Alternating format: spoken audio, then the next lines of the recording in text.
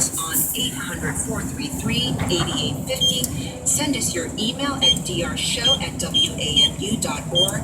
Join us on Facebook or Twitter. And because it's Friday, we're doing a live video stream of the hour. You can watch at drshow.org. Let's start with the DOJ and Apple. Domenico, a showdown between Apple.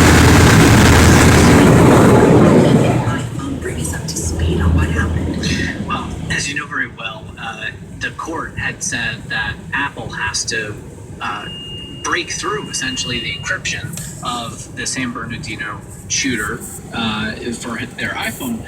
And Tim Cook is fighting this, the head of Apple, saying that the government's asking us to do something we simply do not have, which is build a back door to the iPhone. That's caused a lot of consternation on the campaign trail. We've had Republicans and Democrats respond.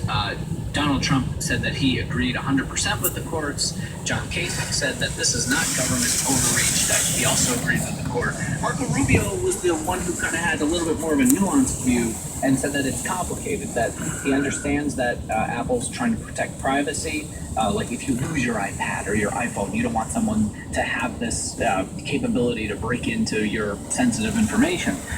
Ted Cruz, who's supposed to sort of take up the flame of liberty, took that over from Rand Paul, said that Apple has to comply and that we can walk and chew gum at the same time, protect us from terrorists and protect our civil rights. On the Democratic side, of course, it's more complicated. Bernie Sanders and Hillary Clinton both said they see both sides, and Hillary Clinton, of course, said that this is a reason why you need to have someone who can find common ground. It's already become a political issue. And Bree, tell us a little bit about why Apple CEO Tim Cook is taking such a tough stand. What has he said about why he wants to fight this court order? Well, this is a fascinating example of sort of the contours of modern technology and the tech industry.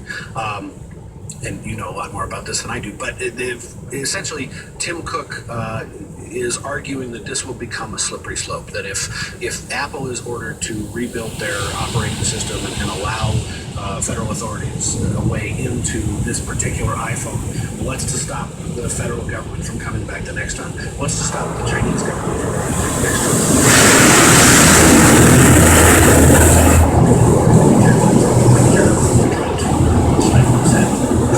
Stifle sort of the freedom of speech and the privacy protections that Apple is creating. And the fascinating part about all this, to me at least, is that Apple has built where so many of these companies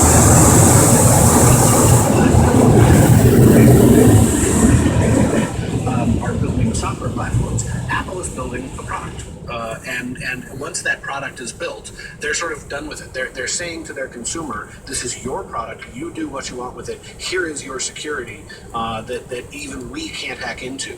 That's a significant difference, I think, between Apple and the other companies that are becoming such a huge part of our lives. Indeed, isn't that, Laura, one of the bigger issues here for Silicon Valley is if they say yes to the U.S. government, what's to stop Russia, China, other nations to say, well, if you're allowing them the keys, you should give it to us too.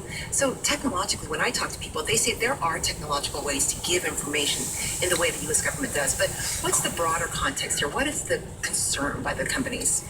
Well, I think the broader context is that once you build this, you lose total control over it. You don't know what's going to happen to it, as well as perhaps fulfilling other requests. I think in the backdoor in, it can get in the hands of people who are not authorized to use it as well. And I think that also the sort of the broader context that we're looking at here is, two very compelling things that are at the need for law enforcement to track down leads. I mean, let's keep in mind what the heart of this is. This is the cell phone of somebody who killed many people, who is now dead. Exactly, this is his phone.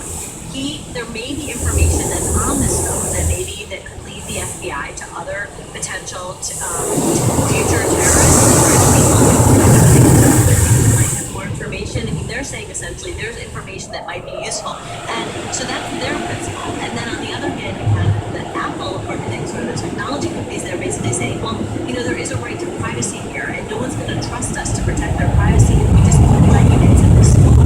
So you have the companies that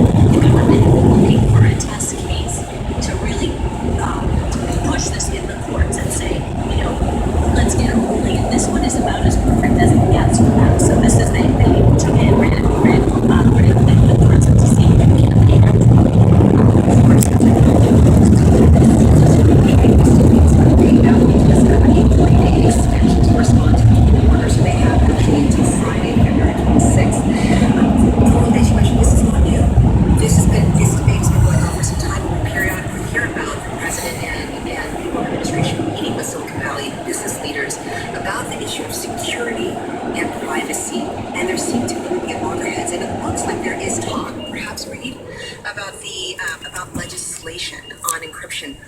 That's been going on for a while too. That talk. Where's it headed? And to Laura's point, this is the big problem with the way these laws have been structured, is that the technology is advancing